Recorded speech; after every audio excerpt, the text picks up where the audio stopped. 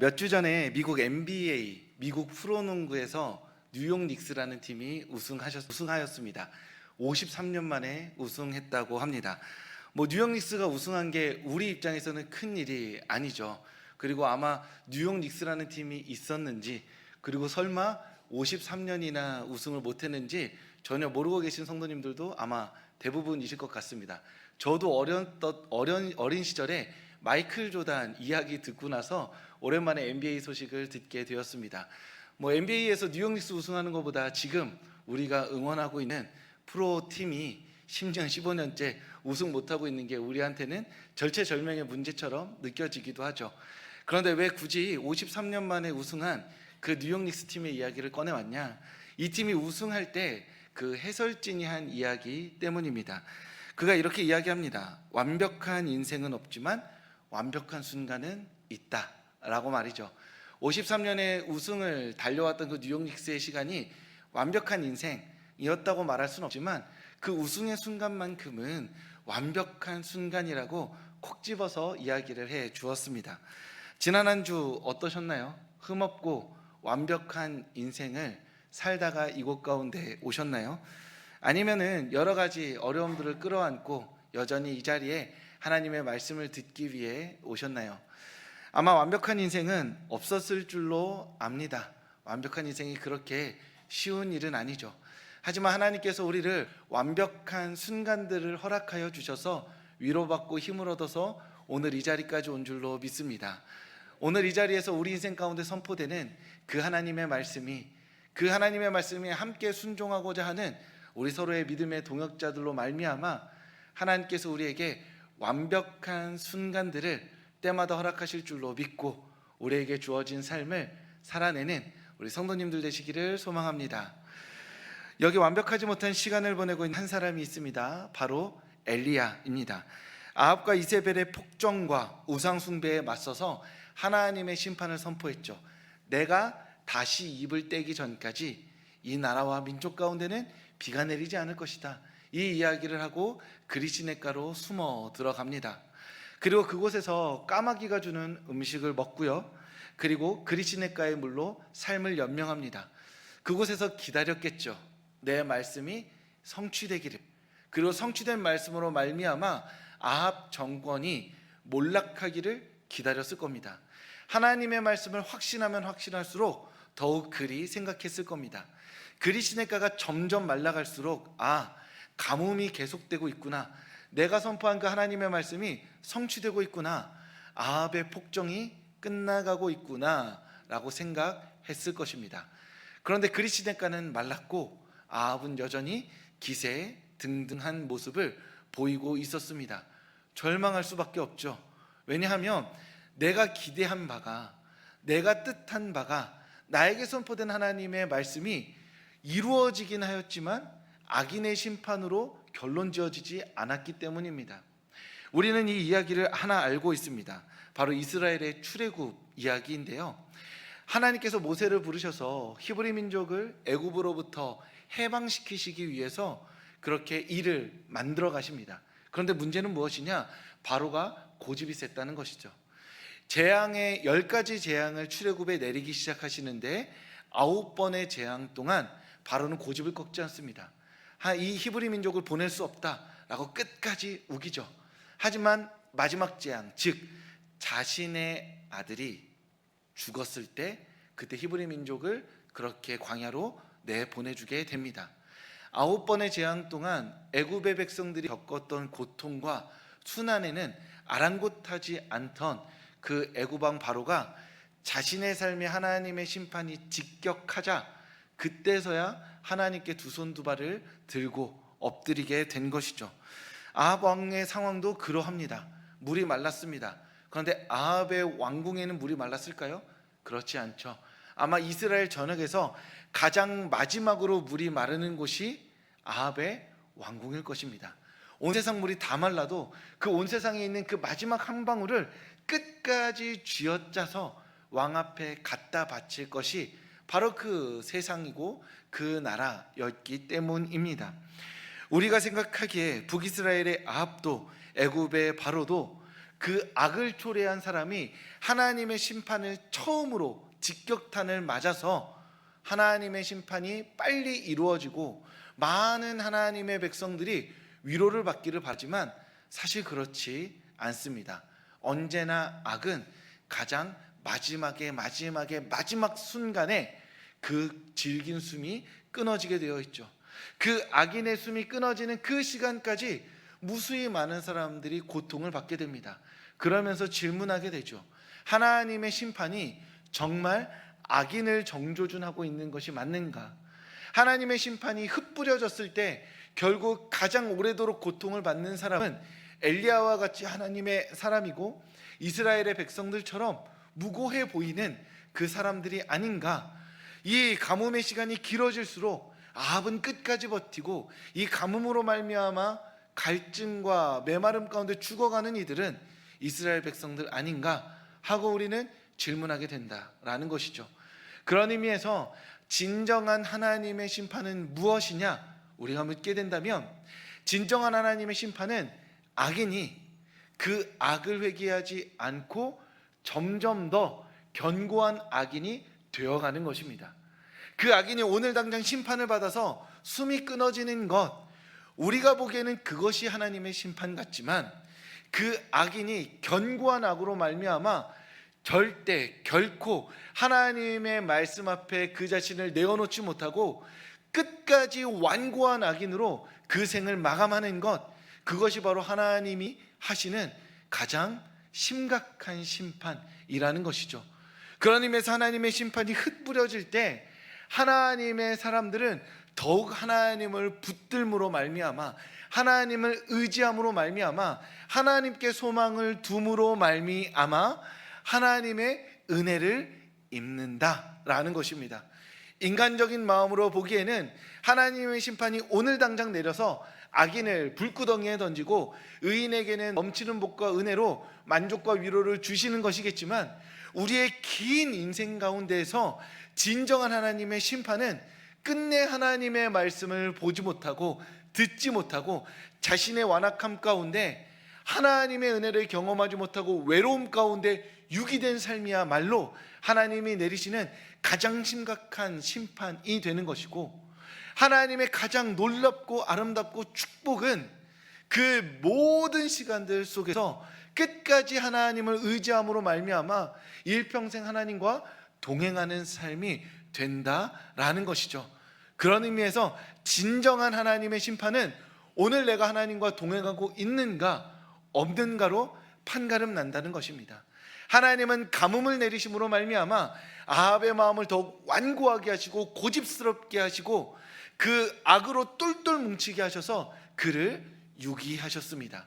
그리고 엘리야로 하여금 많은 이스라엘의 의로운 자들로 하여금 하나님을 붙들고 의지함으로 말미암아 하나님과 동행하는 삶으로 하나님이 주시는 참된 복과 은혜를 누리게 하신 줄 믿습니다.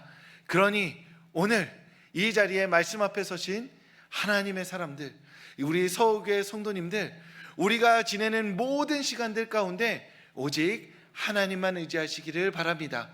완고한 마음으로 하나님, 언제 하나님의 뜻이 이루어집니까? 저 사람은 저렇게 잘 먹고 잘 사는데 저 악인은 저렇게 형통한데 라고 말하며 타인을 바라보며 내 손가락을 뻗는 삶이 아니라 우리에게 주어진 모든 시간들 가운데 하나님을 붙들고 의지함으로 일평생 하나님과 동행하는 삶을, 하나님과 동행하는 복을 누리며 살아가는 우리 성도님들 되시길 주님의 이름으로 축복합니다. 그렇게 엘리야는 그릿시냇가의 물이 마르고 어디로 갈지 몰라 그 자리에 머물게 됩니다. 그때 하나님께서 엘리야에게 말씀하시죠. 시돈이라는 나라에 사르밧이라는 지역으로 가라 라고 말이죠. 엘리야는 그릿시냇가의 물이 다시 돋아나고 아합이 심판을 받고 그렇게 자신이 선포한 하나님의 말씀이 온전히 성취되기를 바랐지만 하나님의 시간은 아직 그때가 도래하지 않았음을 엘리야에게 알려줍니다. 지금은 아니다. 너는 시돈의 사르밧으로 가서 만나야 할 사람이 있다라고 말씀하십니다. 그리고 엘리야가 그 사르밧에 갔을 때 그곳에 과부와 한 아들을 만나게 됩니다. 그리고 그 과부는 아주 깊고 복잡한 사연이 있었습니다. 손에 떡 하나를 쥐고 있었는데 그 떡을 먹고 아들과 함께 죽을 준비를 하고 있었던 것이죠. 마지막으로 이 떡 한번 먹고 이제 우리의 숨을 끊자라고 했던 겁니다. 왜냐하면 시돈에도 가뭄이 찾아왔기 때문입니다. 먹을 것을 찾을 수 없었기 때문이죠. 그 당시에 과부는 스스로의 삶을 스스로 경작할 수 없는 삶이었습니다.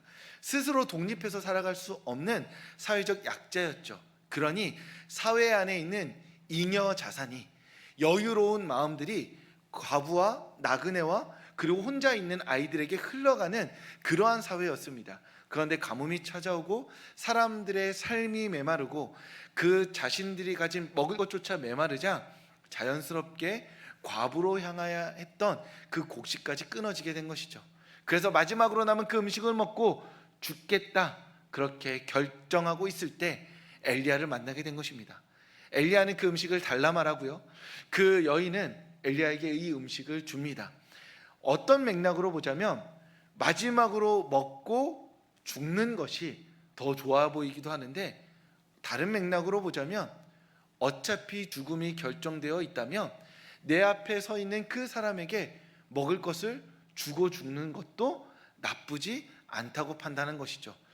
죽음이 인생의 결론이라고 생각하는 그 사람에게는 그 떡이 주나 내가 먹나 아무 의미가 없었던 것입니다. 하지만 그녀가 그 떡을 엘리야에게 주고 엘리야에게 먹자 놀라운 일이 일어납니다. 그 여인이 가지고 있던 가루를 담고 있던 통, 기름을 담고 있던 그 통에 그 가루와 기름이 계속해서 생겨나게 된 것이죠. 가뭄을 이길 음식이 준비되어지고 있었던 것입니다. 시돈의 많은 사람들의 자발적인 자선으로 먹고 살아야 할 그 과부가 하나님의 사람에게 베푼 그 떡으로 말미암아 은혜를 입어서 생명을 유지하며 살아가게 된 것입니다. 마치 오병이어와 같은 하나님의 기적이 엘리야와 그 과부와 그 과부의 아들에게 임하게 된 것이죠.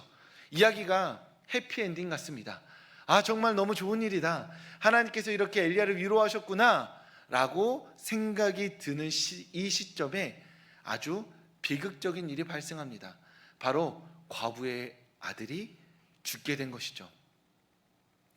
여기에서 아주 비극적이지만 한 가지 성경의 이야기 안에서 내릴 수 있는 하나의 선택을 한번 상상해 보겠습니다. 사랑하는 성도 여러분, 떡이 있습니다. 이걸 먹고 아들과 함께 죽는 게 나을까요? 아니면 어찌저찌 살아서 아들의 죽음을 보는 게 나을까요? 어느 것도 원하지 않죠. 그런데 이 이야기 안에서 그 일이 일어났으니 상상해 보는 겁니다. 내가 과부라면, 제가 과부라면 떡을 먹고 아들의 죽음을 보지 않는 것이 차라리 바라는 마음 아닐까요? 내가 혼자 살아서 아이의 장례를 치르고 죽음을 본다는 것은 너무나 힘든 일일 것 같습니다. 이 과부도 그와 같은 마음을 갖게 됩니다. 차라리 그때 죽었더라면, 내가 그냥 그때 삶을 멈추었더라면 아들의 죽음을 보는 슬픔은 겪지 않았을 텐데, 내가 아들이 죽는 이 경험으로 말미암아 이 여인은 너무나 슬퍼서 엘리야에게 말합니다. 이 아들을, 내 아들을 죽게 하려고 왔습니까? 이게 맞는 말인가요? 틀린 말이죠.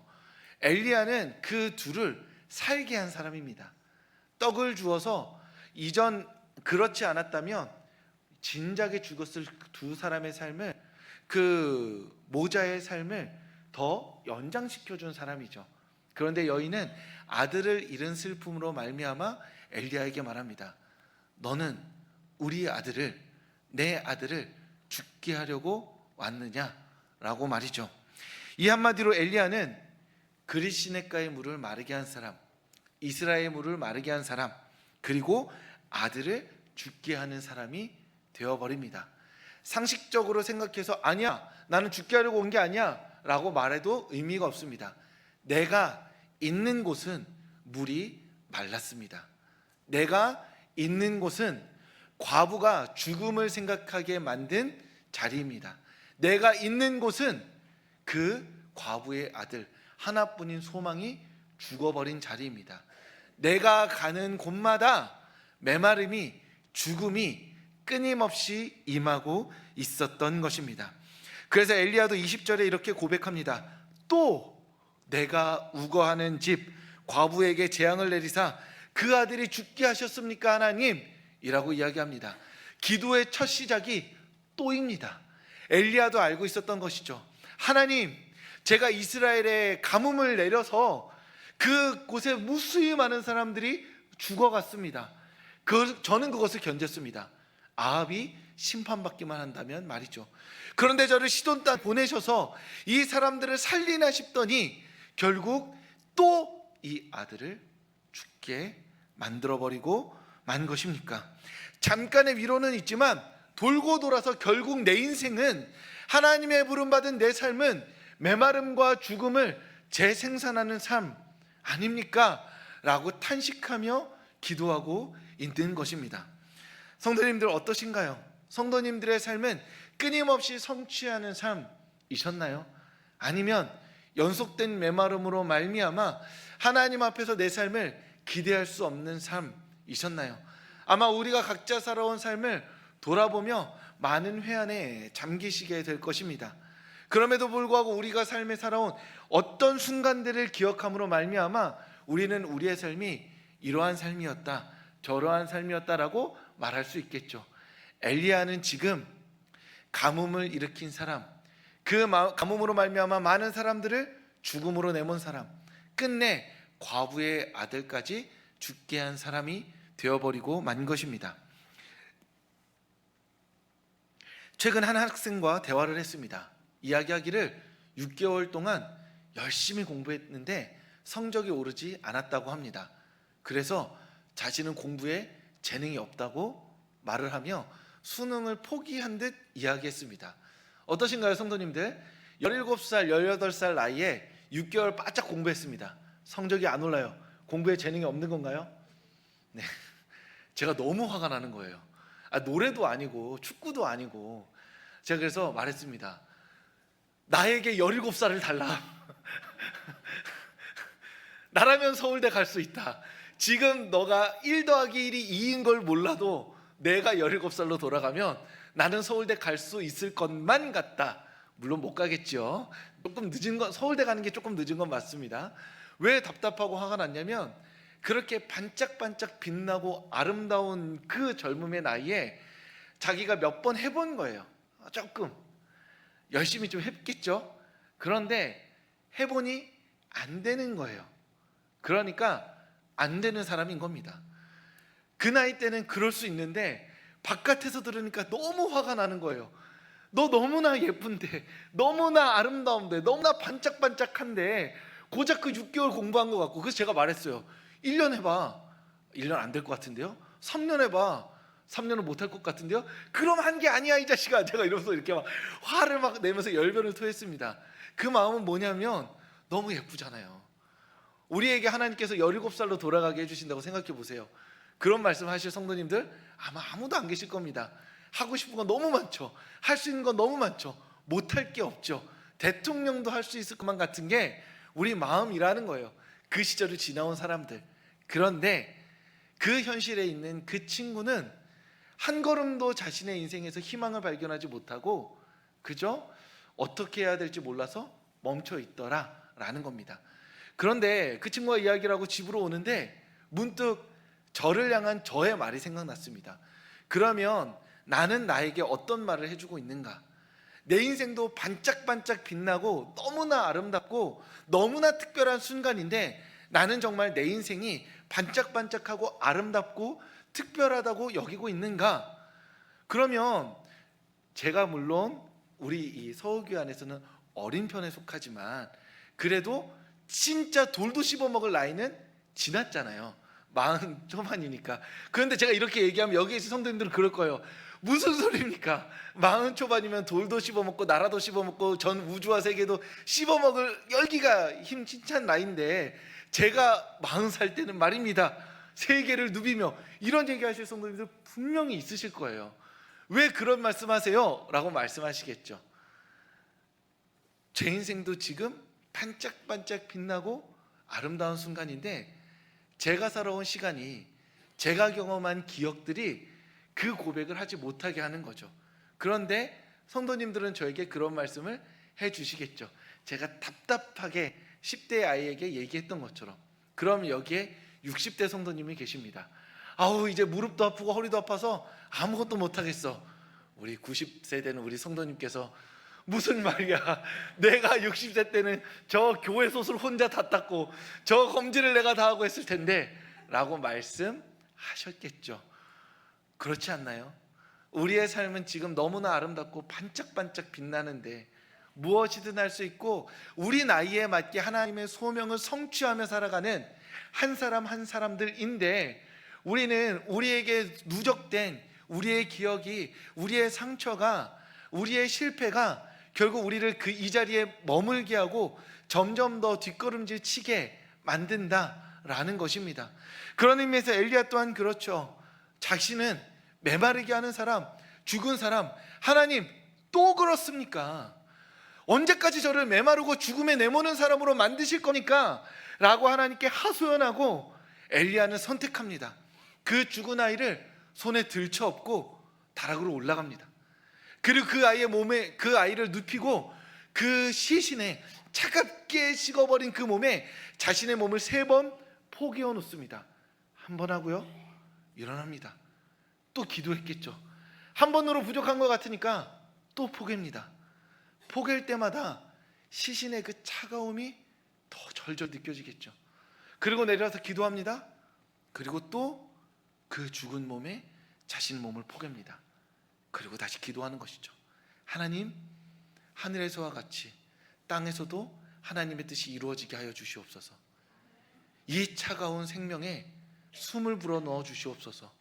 이 아이가 살아나는 것뿐만이 아니라 메마름과 죽음의 사람으로서 제 인생이 끝나지 않게 하여 주시옵소서. 하나님께서 저에게 하나님의 말씀을 허락하여 주셨으니 내 인생의 생명이 이 아이에게 흘러들어가서 메마름과 죽음의 삶이 아니라 생명의 사람으로서 하나님의 사역 감당하게 하여 주시옵소서. 그렇게 기도하고 있는 것입니다. 그리고 하나님께서 그 기도를 들으시고 이 아이를 살려주시죠. 그리고 엘리야가 죽은 아이를 들고 올라간 그대로 살아난 아이를 들고 내려와서 그 어머니에게 맡겨주는 겁니다. 엘리야는 기도했습니다. 새로운 긍정의 기억으로, 성공의 기억으로 자신의 기억을 뒤덮은 것이 아닙니다. 나는 계속해서 메말랐고, 나는 계속해서 죽음의 시간을 견뎠으니 이제 승리의 시간을 경험해 보겠다 하고 밖에 나가서 경기에 임하고 뛰어 다름박질했던 삶이 아니라는 것이죠.